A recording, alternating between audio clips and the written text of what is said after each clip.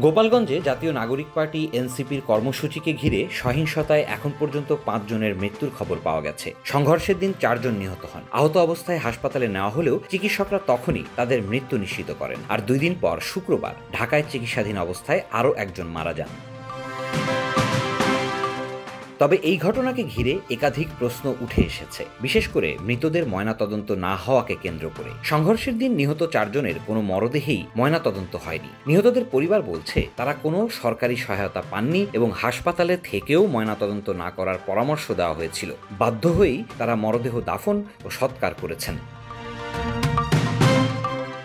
নিহত রমজান কাজীর বাবা কামরুল কাজী জানান, তার ছেলের শরীরে গুলির আঘাত ছিল। রমজান কাজে গিয়েছিল, সেখান থেকে ফেরার সময় গুলি লাগে শরীরে। আহত হওয়ার পর হাসপাতাল বা প্রশাসনের কাউকে পাশে পায়নি বলে অভিযোগ করে রমজানের পরিবার। একই দাবি করেন রমজানের মামা কলিম মুন্সিও। তিনি জানান, হাসপাতাল কর্তৃপক্ষই জানিয়ে দেয় যে পোস্টমর্টেম হবে না, মরদেহ নিয়ে যেতে হবে।